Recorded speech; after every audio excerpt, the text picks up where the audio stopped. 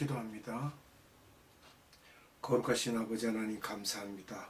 복되고 귀한 날 허락하시고 오늘도 하나님께서 우리를 부르사 생명의 말씀 앞으로 인도하심을 감사드립니다.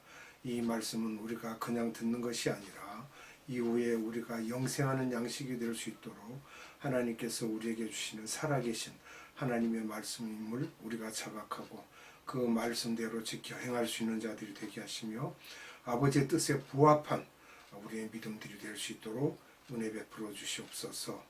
아버지 하나님, 이 시간 성령님께서 함께하여 주셔서 충만하시고 또한 말씀을 선포하는 자나 듣는 모든 자들의 영혼에 성령님 충만하시고 기름 부어 주시기만을 원합니다.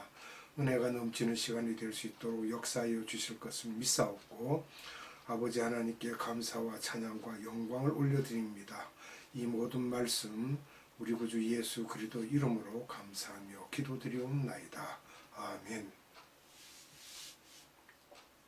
오늘은 성전 재건과 어린 양 예수에 대한 말씀을 함께 나누도록 하겠습니다. 오늘 본문의 말씀을 먼저 보도록 하겠습니다. 데살로니가 후서 2장 3절로 4절의 말씀입니다. 누가 어떻게 하여도 너희가 미혹되지 말라. 먼저 배교하는 일이 있고 저 불법의 사람 곧 멸망의 아들이 나타나기 전에는 그 날이 이르지 아니하리니 그는 대적하는 자라. 신이라고 불리는 모든 것과 숭배함을 받는 것에 대항하여 그 위에 자기를 높이고 하나님의 성전에 앉아 자기를 하나님이라고 내세우느니라. 아멘. 우리가 이 내용을 볼 때 어떻게 성전이 파괴되며 그 안에 어떤 일이 있는지를 잠시 역사적으로 살펴봐야 되겠습니다. AD 70년에 예루살렘 성전이 파괴됩니다. 로마의 디투스 장군에 의해서.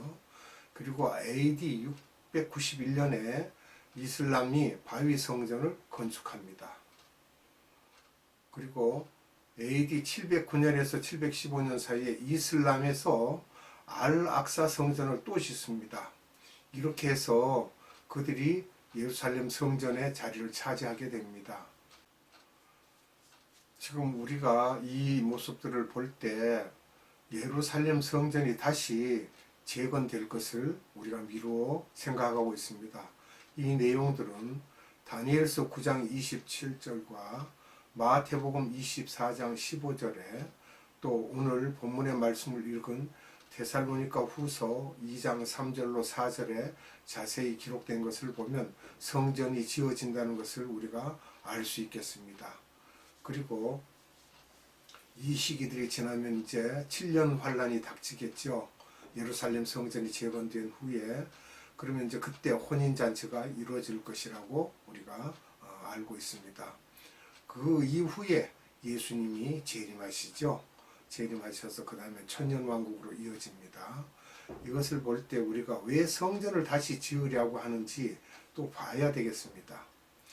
이것은 기독교인들의 기대인데요. 오늘 본문 말씀과 같이 다니엘서 9장 27절, 마태복음 24장 15절에 이렇게 세 가지의 성서 말씀으로 인해서 성전이 우리들이 들림받기 전에 지어져야 한다고 믿고 있는 것입니다. 이게 개신교의 복음주의 그룹의 이 믿음을 가지고 있는 것입니다. 또 그 다음에 유대교 보수 그룹 중에 열성파들과 충성하는 사람들이 이 성전을 지금 지으려고 많이 애쓰고 있습니다.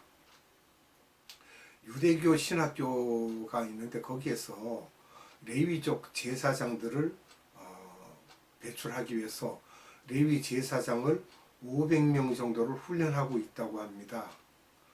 그 다음에는 성전 이제 건축 도안이 다 완성되었다는 것입니다. 또 제사의 모든 방법도 지금 준비 완료가 되었다고 하고 있습니다.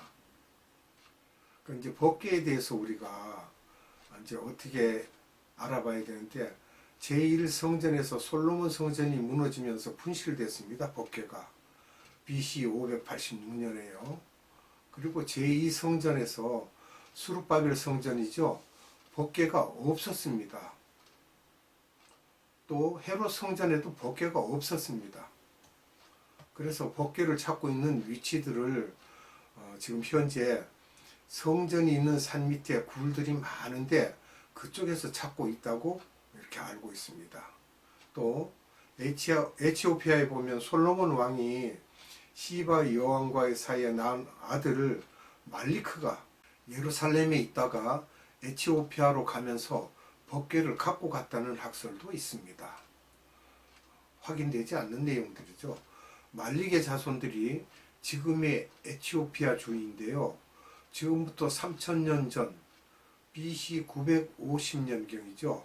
솔로몬 때 유대인 중에 피부가 검은 사람들을 말하고 있는데 이 사람들을 팔라사라고 하죠. 이분들에 의해서 옮겨지지 않았나, 또는 오늘날 팔라사가 있는 성전 밑에 땅굴 속에 있다고 하면서 찾는데 아직 찾지 못했다고 합니다.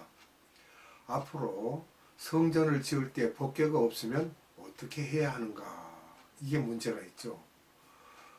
이것을 말할 때 없어도 괜찮을 것 같다, 이런 또 이야기가 있고, 법궤 그 자체가 하나님이기 때문에 있어야 된다고 하기도 하고요. 또 예수님 하신 일, 즉 하나님의 뜻이죠. 예수님이 하신 일을 다 이루셨고 실체가 되신 예수님이 오시니까, 재림이죠, 말하자면 오시니까 없어도 되지 않는가, 이렇게 말하고도 있죠. 또 성전을 어디에 어떻게 지을 것인가도 지금 논란이 되고 있습니다. 성전 재건을 준비하는 자들의 10년 동안의 고민이 있었어요. 이슬람 성전, 즉 바위 성전, 또 알-악사를 말하고 있는데 이것이 거기에 있기 때문에 어떻게 할 것인가. 그러니까 이제 유대인 쪽에서는 그렇죠. 성전을 없애야 된다, 없애자. 또 뭐 지진을 통해서 없어지기를 바란다. 또 전쟁을 통해서 그것이 훼손되기를 바라고 없애지기를 바란다는 이런 또 고려도 있고요. 또 그 다음에는 구매를 해서, 즉 돈 주고 그 땅을 산다는 그런 이야기도 있는데, 그러나 안 판다고 하죠, 이슬람이.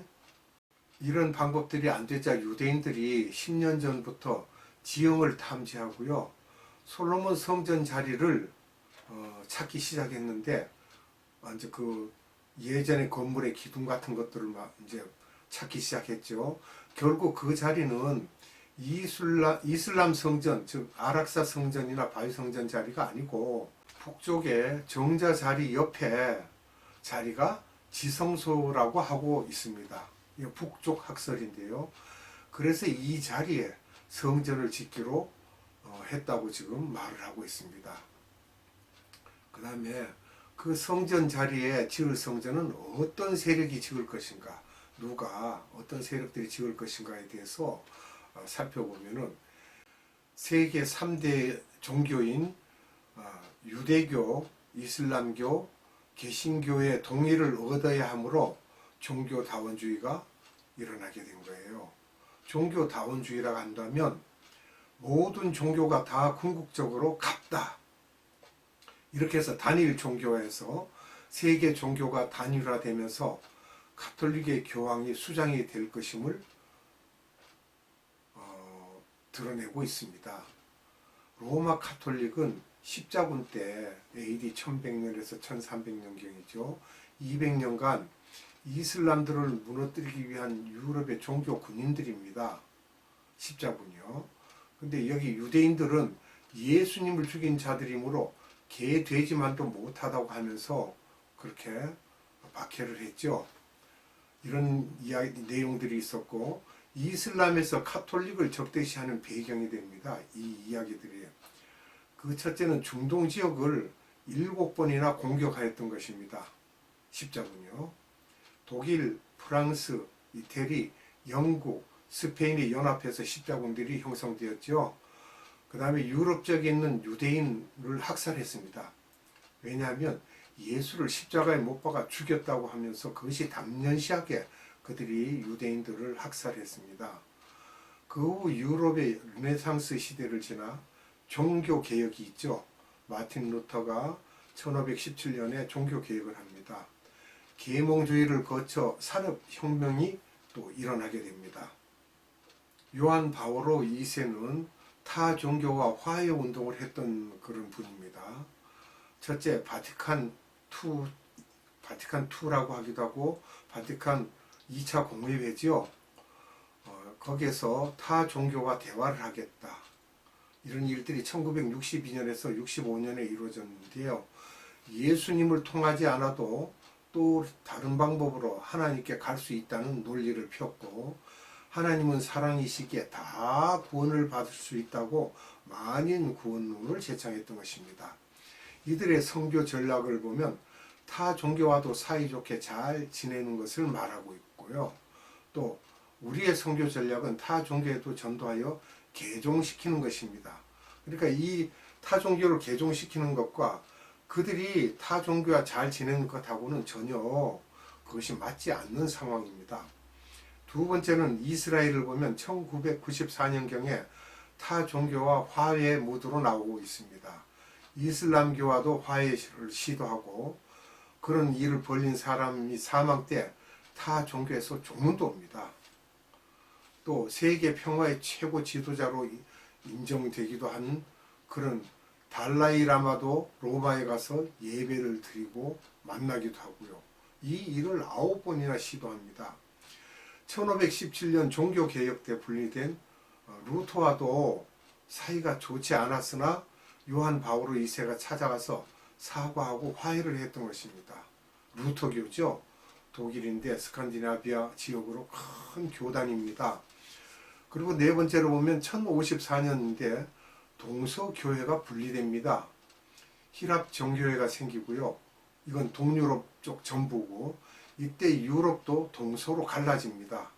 이렇게 해서 동방정교, 즉 히랍정교, 우크라이나, 러시아 정교 등이 갈라지게 되죠. 서방정교는 로마 가톨릭을 일컫고 있고요. 러시아의 레닌이 동방정교의 영향을 받아 스탈린을 통해 공산주의가 발생하게 됐고, 중국, 북한까지 그 공산주의가 확장됩니다. 그 공산주의를 저들이 잘못 알고 따름으로 인해서 세계가 시끄럽게 되었던 것입니다. 요한 바오로 2세가 이 동방정교회에도 찾아가서 화해를 합니다. 그 후 새 교황 취임식 때인데요. 베네딕토 16세죠. 그때에도 동방정교회 지도자와 타 종교 지도자들이 다 참여합니다. 이렇게 요한 바오로 2세가 10년간 가톨릭과 사이가 좋지 않는 타 종교를 찾아가 화해함으로써 동서교회가 하나가 되고 종교다원주의가 팽배하고 있다는 것입니다. 지금 또 그 다음에 다섯 번째는 1550년경 영국 성공회가 이제 또 일어나면서, 영국이 전 세계를 지배하면서 해가 넘어가지 않는 나라라고 하죠. 그 지역에, 그 지배하는 지역에 성공회를 전파해서 활성화됩니다. 이렇게 성공회가 퍼져나가고요. 이런 일들이 있고, 주님께서 우리에게 전하신 말씀을 보면 계시록 11장 1, 2절을 봅니다. 또 내게 지팡이 같은 갈대를 주며 말하기를, 일어나서 하나님의 성전과 제단과 그 안에서 경배하는 자들을 청량하되 성전 밖마당은 청량하지 말고 그냥 두라. 이것을 이방인에게 주었은즉 저희가 거룩한 성을 42달 동안 짓밟으리라. 아멘. 42달이면 이게 7년 환란의 중간 때쯤 됩니다. 이때 이미 성전이 지어졌음을 알 수 있죠. 성전을 지어졌으니까 성전 밖마당은 청량하지 말라고 하시고 이런 말들을 하셨어요. 이방 성전을 무너뜨리고 예루살렘 성전을 지을 것을 말씀하고 계시는 것입니다. 기도하겠습니다. 거룩하신 아버지 하나님, 감사합니다. 오늘도 우리에게 생명의 말씀을 주셔서 성전 재건과 어린 양에 대한 말씀을 우리에게 허락하셨습니다.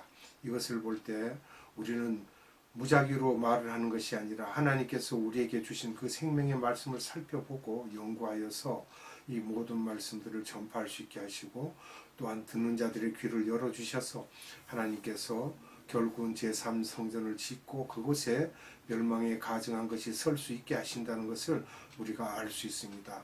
이러한 내용을 볼 때 지금 현재 이루어지고 있는 이 모든 일들이 하나님의 계획 안에 있음을 확실히 우리가 알 수 있습니다. 아버지 하나님께서 우리에게 지혜를 주셔서 이런 일을 알게 하시고 세상에 믿음 있는 모든 자들에게 알림으로 인하여 우리가 환난 때 이것을 잘 견디고 이겨서 하나님의 생명의 말씀으로 우리가 능히 악을 이기고 선으로서 아버지 앞에 가까이 갈 수 있는 믿음 있는 자들로 일으켜 주시기를 원합니다. 오늘도 우리에게 생명의 말씀을 주신 하나님께 무한한 감사와 찬양과 영광을 올려드리옵고 우리 구주 예수 그리스도 이름으로 감사하며 기도드리옵나이다. 아멘. 축도로 예배를 마치도록 하겠습니다.